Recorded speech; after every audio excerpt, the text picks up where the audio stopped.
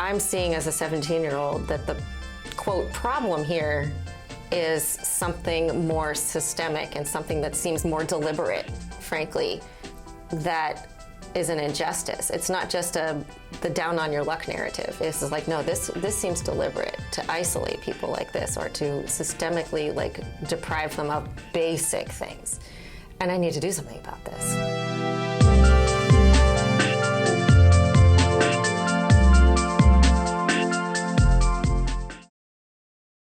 Welcome to Tribe Talk, where we alternate between young changemakers and long-standing leaders to demonstrate that age doesn't impact the quality of one's work.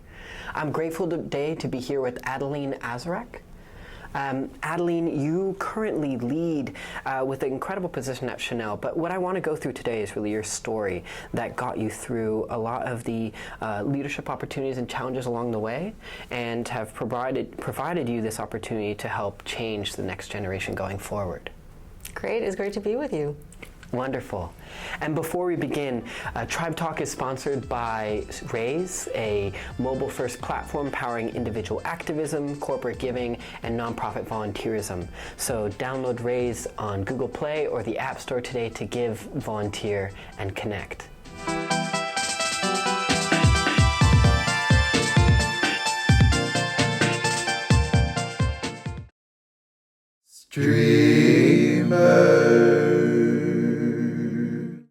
Tribe Talk is a streamer studio production. Stream your podcast, stream your story, stream yourself. Try it free at streamr.nyc. Make your voice, brand, and message seen and heard on every platform today. Adeline, I want to start really by appreciating what you stand for and the time that you're spending, but then dive into more about who it is that has shaped you as you got started, your family background, things of that nature, before we dive into how that's led you go forward. Great, okay.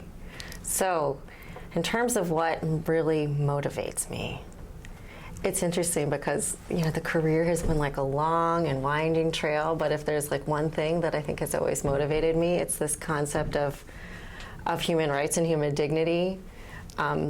Someone called me the other day a restorer of dignity, and I liked that. I was like, okay, if I was to make a new business card that was like absent of any organization or, like branding, it would just be that, like restorer of dignity. I really deeply believe in that. It's rooted in my family history and my work processes, and even though I've had a million different jobs, that's kind of a common thread.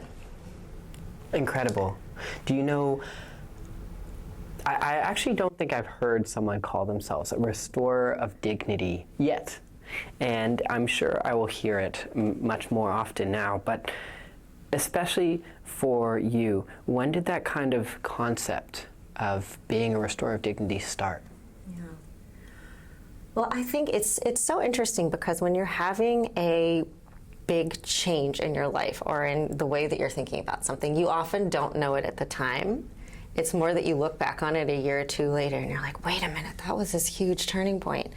Now that I look back on it, I think that a turning point for me was actually in high school. Like many 17-year-olds, I was trying to figure out how to spend a summer.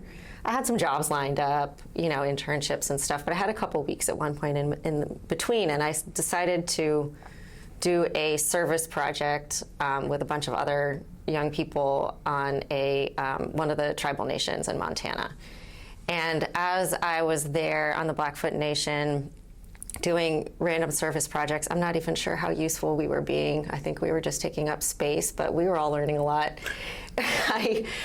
I had this, it just slapped me in the face seeing that the reason for whatever poverty or suffering or frustration that people were dealing with, it was due to systemic issues. It was like, well, it takes 3 hours and a whole tank of gas to drive to the nearest job center. This area is like a healthcare desert. Young people and elderly people don't have the health care that they need. there's a pretty good school, but the school is only just beginning to teach young people in their tribal language for the first time in 40 years to reconnect with their culture. So that's a systemic issue in terms of just like sense of self and pride. And like even trash pickup wasn't happening. So it was like, wait a minute, I'm seeing as a 17-year-old that the quote problem here is something more systemic and something that seems more deliberate, frankly, that is an injustice. It's not just the down on your luck narrative. It's just like, no, this seems deliberate to isolate people like this or to systemically like deprive them of basic things. And I need to do something about this. What am I going to do something about? Like, or how am I going to do it? I don't know. But I knew at that point that they're like, how can this be my country? And people don't have indoor plumbing. This is not okay. I have to do something about it. Right. And I feel like dignity, right, is a big word and can be affected or struck away by a lot of different things. But perhaps the most confusing is when your dignity is stripped away by the system you're inside, and so it feels like something much bigger than yourself, which typically we say you should try to be part of something bigger than yourself. It feels great to be part of something bigger than yourself. It feels fulfilling to be doing something bigger than yourself. But when something bigger than yourself is putting you down or stripping away, then the opposite effect happens. Yeah. No, you can start to feel really powerless. And I think that a lot of folks are stuck feeling powerless right now, and they say that like rage is disempowered anger, right? When you're angry but you have nowhere to put it, you don't know what to do with it, you can feel this sense of rage. And I know a lot of people of all ages right now, but particularly young people that are, you know, coming out into the world and have big ideas and big dreams and they want to do something, but they feel stuck against things that feel intractable. And what I always say is it's in those moments, you know, I was sitting on this tribal nation trying to, I don't know, paint a house or something. And I was like, this feels so frustrating because am I actually making a difference in just painting a house or delivering some meals? Because the problem isn't that they don't have paint or that there is a lack of meals. It's something much more systemic. But I tell you, you can always, in those moments, if you start to ask yourself questions and start to listen to people, you can always find a way to do something that starts to get at the root causes. And that is the healing of the rage. That's where you start to feel like, wait, I can do something. I'm going to feel better. My community is going to feel better. You have to do something and you'll feel better. Right. By giving back, that makes you feel better. It's actually something we understand. It's and actually a study from Oxford that said at a statistically significant level that volunteering, being proactive to a community, helps with your mental well-being, health. And of course, anger, rage is a mental health issue, right? To be trapped and feel that isolation is also a mental health issue, right? It's something that affects us. What about for you yourself? Like, how do you feel like you've constructed your dignity? Yeah, oh, wow, that's a really good question.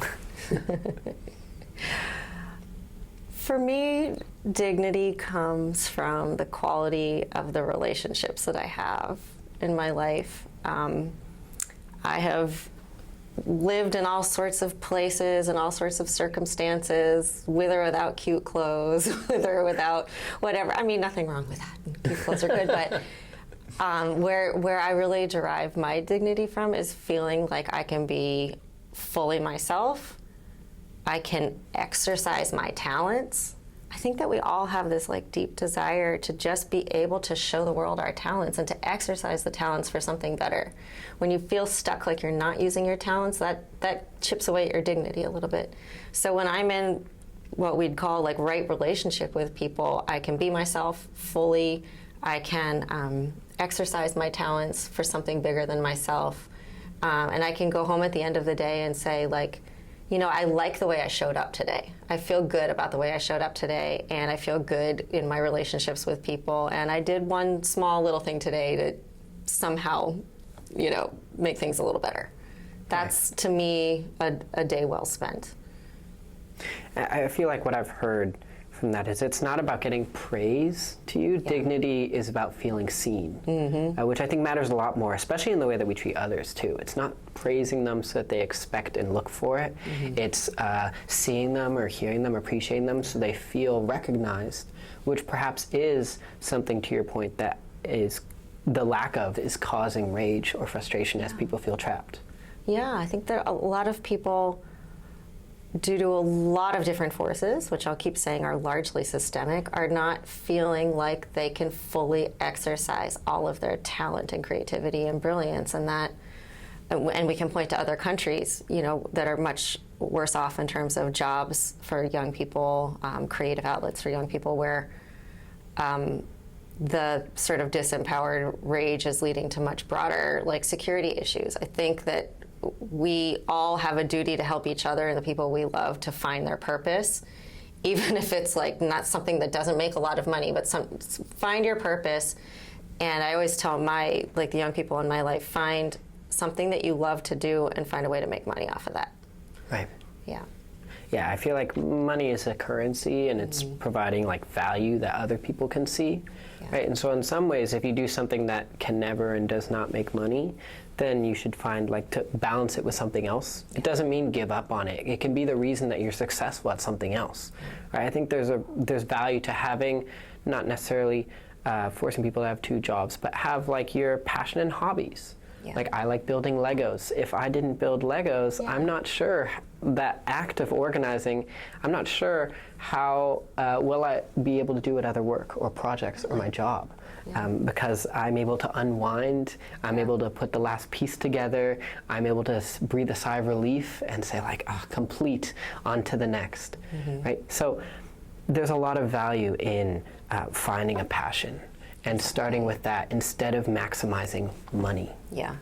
And at the same time, I want to say that, okay, there's a big narrative out there, follow your passion, follow your bliss, do the thing that you love. You should, absolutely. But I also want to reassure folks that you can learn something from any job, and you are going to have some crappy jobs, excuse my language. You're going to have some jobs that don't feel good, that you don't love, where you don't feel self-actualized, and that's okay, and it's part of growing up, it's part of wisdom, it's part of getting tough and stronger. So you can find, and I can give examples of some tough, not very fun or inspiring jobs that I've had, but they still propel you to the next stage. So I think that we have to be gentle with ourselves, knowing that sometimes you do take a job or an assignment that's not that much fun, and you're not in your full creative vibe. And maybe it feels like you're underemployed, and you can still get something from that. And everyone does have to go through that process in order to get the grit that you need to then be much more inventive later on. So it's not just about the creativity, but the grit. Yep. Tell me more about that, especially if you can provide an example, a job that gave you grit, or maybe to your point earlier that you don't realize something until after it's done, a job that you look back on that gave you grit, but in the moment was something that you felt was bringing you down. Yeah, absolutely.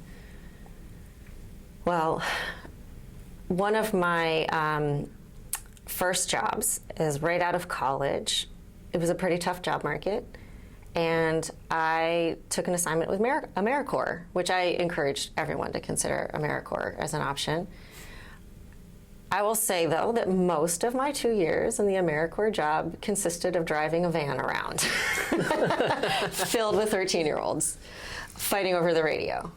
And now these young people were great, but did I feel that with my particular interests in life, that basically shuffling kids from a roller skating rink to their tutoring program, back to school, back to their parents' house for 8 hours a day in this big, awful van, I was self-actualized? No. And there'd be times, and then I was gigging on the side as a yoga instructor, which it sounds glamorous, but it's not. You're just going from house to house being come on, okay, downward dog, upward dog. It was not that much fun. But there are things that I learned in that process beyond driving. that definitely, propelled me on the next road. So for example, I thought at that time that I wanted to be a social worker. I thought that I felt like I wanted to do something healing. I thought I was going to be in one-to-one relationships with people, maybe young people, maybe older people, but doing that more directed social work with one person at a time. In the process of driving 20, 13-year-olds around who were all from, what we would call sort of under-invested neighborhoods.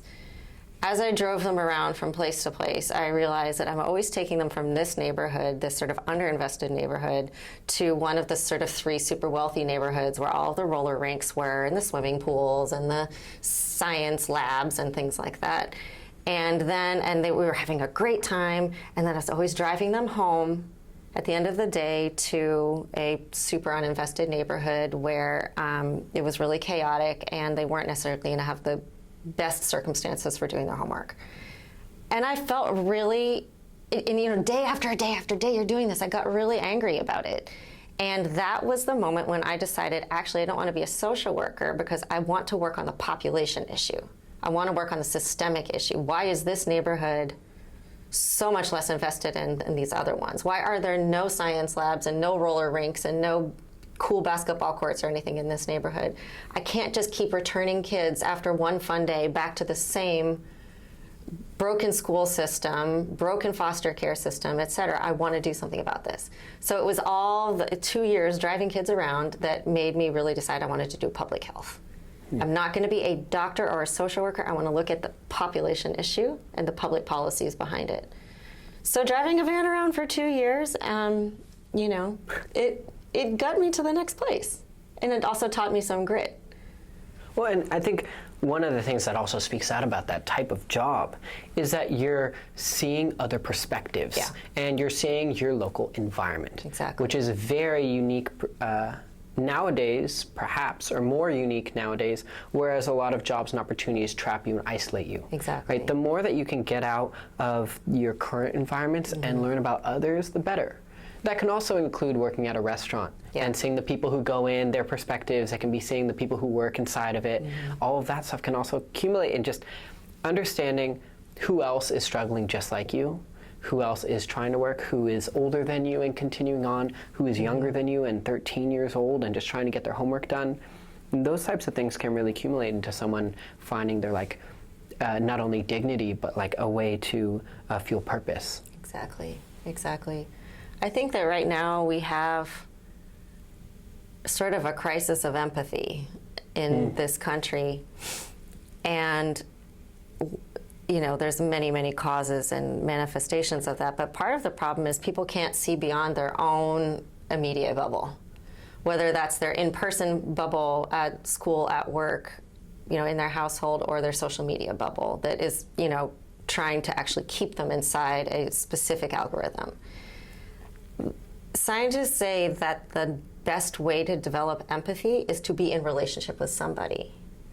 And so there's this famous example of how we got gay marriage. There was a lot of people that were against gay marriage.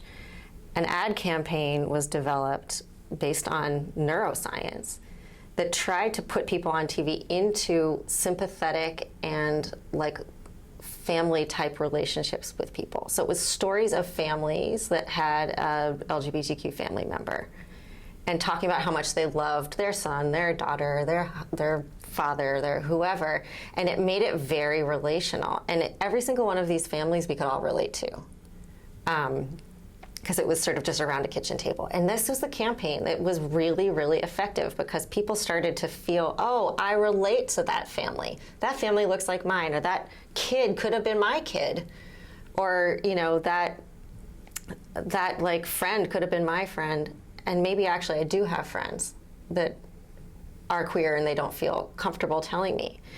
And that was one of the major breakthrough moments in getting gay marriage legalized. So that was a long way of saying that one of the best things that you can do, and I think the greatest gift in my life, is being in relationships, deep relationships with people that are totally different from you, and then you actually find out that you're not that different, but trying to make friends or at least have conversations with people that are really, really different. Embracing those types of opportunities to learn from others is hugely important. I mean, on my end, right, being more on the spiritual background, right, my mom is Jewish, my dad is Catholic, and then friends have been Buddhist, Hindu, Muslim. I've chanted with all religions, whether it was the Muslim Student Association on campus, whether it's the Buddhist community in New York now. You meet a wide variety of people who are sharing appreciation for the same life that you're living, that are seeing the same news sources as you, that are eating the same food as you because you're breaking bread together. Then you're finding that perhaps if you look at the positive and unifiers, we are so similar, and that's a wonderful thing, instead of being frustrated by the differences that you have to hunt, you really have to hunt for. I mean, others before us have made it easy for us to find, but otherwise it'd be a challenge. Well, and you can't other people when you're in deep relationship with people like this. Like, I'm sure if something profoundly like anti-Muslim comes out in the news, or something happens nationally, you are going to feel pain in your gut because you have been in close community with, you are not Muslim, but you've been in close community with people, you've worshipped with them, you've enjoyed holidays together. You're like, oh my God, that's my friend. Are they okay? And I think that's the key. Like, we need to feel that level of emotional connection to people to protect them. So I'm sure that you're going to be a profoundly great advocate for, anti-Islamophobia because of those relationships that you've had. And if we could all have more of these kind of relationships, we would do a lot better at protecting one another. Right. I think it gets to the broader lens of just being universal togetherness, right? And that's much harder to do than to say, but to embrace the fact that I've also met people and they've told me that based on how you look at them, you would not think anything otherwise until you learn that they grew up in XY location.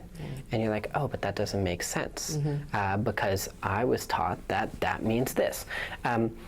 There's a lot of new nuances that you learn, and I'm really grateful that the places that I've been able to go have opened those types of doors, have opened those types of lessons, right, to recognizing that we can embrace our similarities, that there's not just otherness, to your point, but generalization. That doesn't really work. Exactly. And how about to the trend, generalization and otherness, right? It's more about finding ways that people are similar and together. How about across ages? Have you noticed similarities as you've grown up between you and your children, or between you and people who perhaps are mentors to you now, or that were mentors to you when you were younger? Yeah.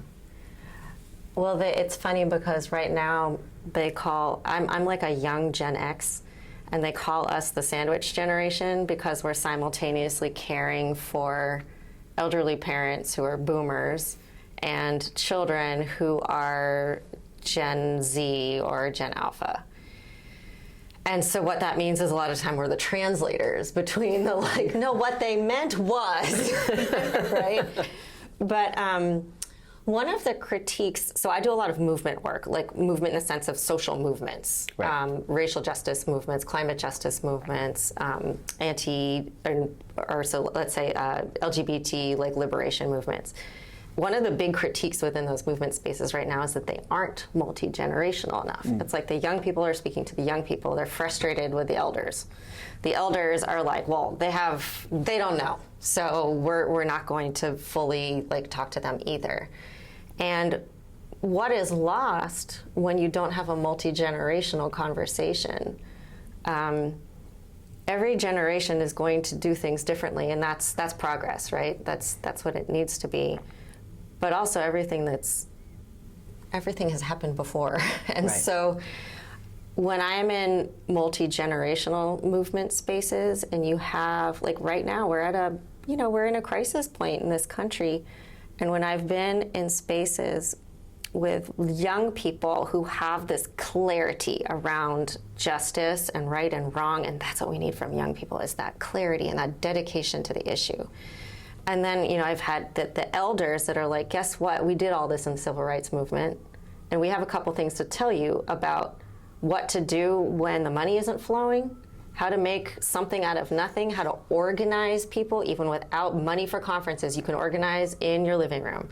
Like, there's so much wisdom right now in this moment of kind of crisis in this country that is coming from people in their 70s and 80s who are actively involved in the civil rights movement about how do you protect activists, how do you organize when money is scarce, how do you do sort of civil disobedience under different styles, because there's different styles of civil disobedience. We need these elders. We need to be listening to them, but we also need to be listening to the young people that are like, stop saying that everything will happen in good time, because the young people are saying, no, the time is now. Stop saying, oh, we've made so much progress, really, we have to be patient. Young people are like, because this is my life you're talking about. I'm only 20, and I want to have a good life, and so I'm not willing to wait another 50 years for progress to happen. So you see, these are the kinds of conversations that are so profoundly helpful and important to have right now, but it takes deliberate work to create multi-generational conversations. Well, even in some of those phrasings, when you hear we've made so much progress and you're less than 30 years old, it's that you've made so much progress because you've lived through that progress. Yeah. If I wasn't around, not necessarily born, but even in memory's sake or part of that progress, it's not my progress. I've made zero progress. Yeah. How can I make progress? Exactly. I think that's the plea, right, or the frustration. And then secondly, to your other point, with clarity, with weaponized optimism that youth have to be able to strike forward a new generation and a new system, a new way of thinking, because we grew up on all of the progress that you guys made. Yeah. And so to have that privilege, the opportunity, and to be grateful for just how much work has gone in the past, and be able to say, I really want to leverage the mistakes that you guys paid for, so that we don't make the same mistakes, so we move faster, so that we move in the right direction. I think that's when all of them can really come together. Yeah, yeah, absolutely. But like I said, this has to be deliberate, multi-generational conversations, other than like Thanksgiving. Multi-generational conversations don't tend to happen accidentally. I've been to a lot of convenings where folks are like, oh, we need to make sure that young people are here. Young people are invited in and they're tokenized. They're sort of put up for the photo op, right, or they're put up for the, just the photographs, but they're not actually engaged as experts. And so then the young people will be like, we are here as experts in our own lived experience and in our own vision, and you need to engage us as not like those cute kids that have come into the room, but as actual panelists and as people that are driving an agenda. And I think elderly people often say the same thing. Don't invite me in here to be cute. Like, I'm here because I have some serious wisdom to impart, and you need to listen up. So I think that there's a deliberateness that happens in cultivating multi-generational conversations that makes sure that there's some level of equity in the conversation, and people are really there for a reason. I think it's very gratifying to hear someone like yourself, a leader, say that youth themselves are leaders, experts in fields, because everybody has something to share. Now, you could certainly say that they haven't been experts for as long, but for new challenges or problems or new scopes and lenses, that's necessary. I mean, for Tribe, when we hosted our summit, we couldn't find a summit that really focused on highlighting youth without tokenizing them. Yeah. There are some out there. Even if you're a keynote speaker or something, you still feel isolated from the main event. Yeah. And so to try and set and establish something that says, oh, there's other guests there, they're in between you, they're there for you, not the other way around, right? You are not going to be just the +1 talk or the +1 photo, but actually can say that you make a difference, and the audience is there for you, not for the other guests. So that, I think, respect leads to a lot of more positive outcomes, and I would guess that it's the same for a lot of bigger movements that are successful in the past. Yeah. Well, every major movement in this country, and I think in most other countries, has been kind of college student age led, right? Whether they're in college or not, like that. It's like the 20-somethings that are often leading the movements, but the most effective ones. And if we look at, for example, how BLM has rolled out and continues to there was definitely the youth leadership, but grounded in some sort of elder wisdom. Like behind the youth, there were plenty of really, really incredible elders that were like, okay, can I give you a little advice? Like, let's try doing it this way. Have you thought about this safety element? Have you thought about this? Can I give you a hand on how to write up this document? That's the brilliance, where it comes together like that. And of course, the same would be true for companies, individuals, organizations, grassroots, not just large-scale movements, right? Where as long as you're respecting the values of other perspectives, it seems like in general, both age, race, religion, ethnicity, sex, that you actually find a better result. And they do come up with things and ideas that you can't on your own. Absolutely. But one of the things that, let's just be honest, is super, super hard, that I don't think we have a lot of skill in doing anymore as a society, is dealing in a healthy way with values misalignment. So let's just say very honestly, I sit down with you for a conversation and I hear you say something really offensive. We clearly do not align on some principle around human dignity. Mm-hmm. Maybe you're talking to someone who is bigoted in some way, or maybe they're homophobic, or maybe they're just having a totally different worldview from you. And there is a lot of thought out there, and disagreeing thought, about what do you do in that moment. Is there a trying to find common ground? Is there like you're going to push through and find something that connects the two of you and say like, I really, really don't agree with you on this element of your worldview, but I'm going to try to find some way to work with you on something common? Or do you have a boundary there that's like, this conversation is going to be harmful to me, I'm going to feel unsafe, and I need to politely exit the conversation? I think that there's no rule of thumb on that. I just want young people to be really, really nuanced in their thinking, that there's not the perfect way to handle that situation. What you have to be able to do is know what your own personal boundaries are, to keep track of your own wellness, and say, what is my goal here? Is my goal here that I really need to get something done with this person, so I'm going to really push through and try to find the common ground on something, and just because I agree with him or her on this topic doesn't mean that I agree with their whole worldview? Or do I say, like, this conversation is going to not lead anywhere productive, because I'm not going to be able to persuade them, they're not going to be able to persuade me, and I'm just going to quietly exit the conversation? I think that we have to really be able to hold both of those options and be very mindful, because just shutting down a conversation the second that you don't agree with somebody, you find some of their perspectives to be misaligned with you, that's actually not going to get us where we need to go. But neither is putting yourself in unsafe situations with somebody who does not respect your dignity. Right. I think there's a lot of themes. It's very clear across the board that there is value in other perspectives, and that's very important to you. Mm-hmm. And that includes the value of the youth perspective, right? And making sure that they don't falter or hurt themselves in the process is extremely important, because we need to encourage them and recognize that, to what you said earlier, we don't reinvent the wheel. We just continue moving it. Maybe we spin it faster or maybe slower, and maybe we're not really sure whether faster or slower is better. There is no concept of betterment.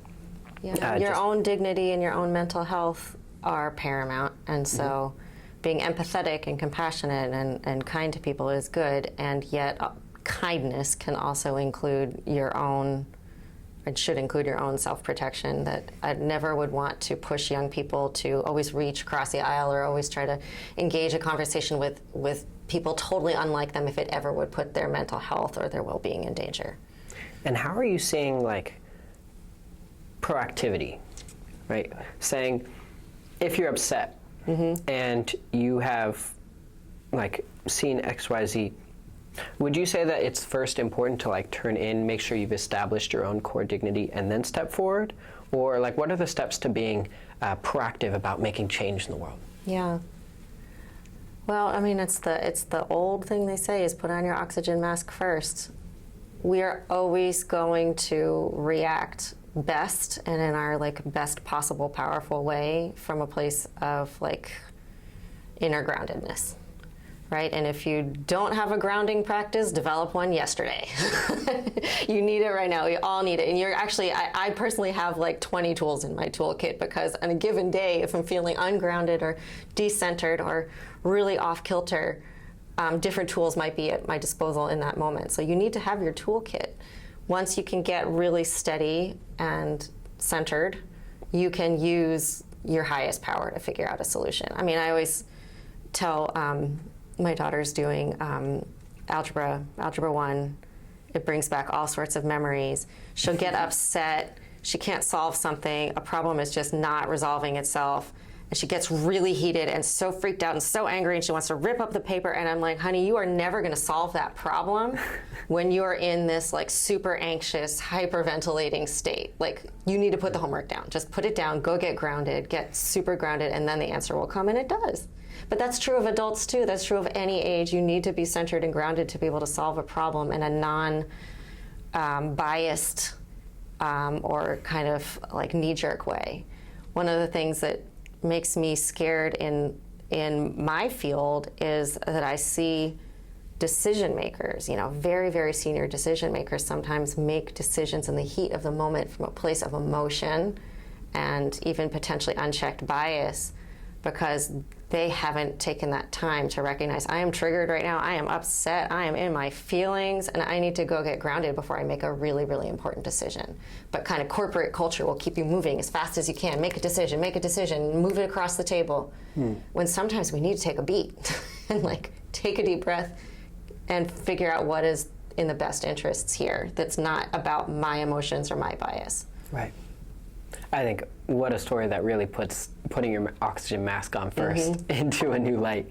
I think also at the same time, not everybody has the privilege to having like a vacation or something like that. So to find a practice yesterday, as you said, to be able to keep yourself grounded, appreciated, know what you stand for, remind yourself in that way, that's really important.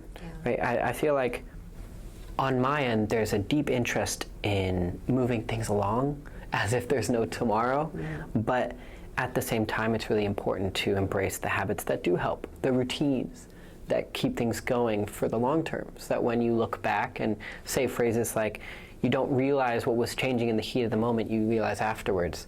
That reflection itself is something that helps you continue forward, whether it's mindfulness, meditation. I mean, for me, it's sleeping patterns, it's the routine to stay healthy, it's knowing that at least you did this, if nothing else that day, right? At least you smiled. At least you appreciated someone else. Not saying good job and making them feel good because they were validated, but saying you see and hear the work that they're doing. That you see and hear the impact that they're making in their lives, so that you can kind of quell that silent challenge going on and empower them in the future. Movements are started by someone, organizations, companies, and then they're led by others, right? So to make sure that they become a leader and not just trapped in the wake and struggling because they're up against the wall, these types of practices and experiences, modeling after you, is tremendously important, right? From seeing 13-year-olds in a bus where you are leading them around places, even if it is a job where you're underneath a larger structure. And so cheers to AmeriCorps. To like going and working in an area that you never would normally expect and saying, wow, I have so much privilege and opportunity that these people don't get. And it's not because of they themselves, it's not that they're not practicing, it's that perfect practice makes perfect. That the proximity to a place where you can do perfect practice also accounts for it. Adeline, thank you so much for really sharing your story and perspective on this show. It's no surprise that it's led you to such impactful heights, so that you can continue to lead future generations in the right direction, lead your peers, lead your family in a way that I'm sure everybody can be proud of, but also that your challenges and struggles can be an inspiration for those who maybe feel like they're set back a few years or not on the right path, to know that there is no right path. There is no right path, and I can say that most leaders don't realize they're leading when they're leading. You only look back and say, oh, I was leading. So if you don't feel like you're being a leader, maybe ask a couple friends, how am I leading right now? Wonderful. Thank you. Thank you so much. Tribe Talk is a Streamer Studio production. Try Streamer free at streamr.nyc. Executive producer David Walters, videography and editing by David Walters, graphic design by Tristan Bresnan, music by Benjamin Senmana, hosted by Kyle Matthys. Tribe, taking root today to advance tomorrow.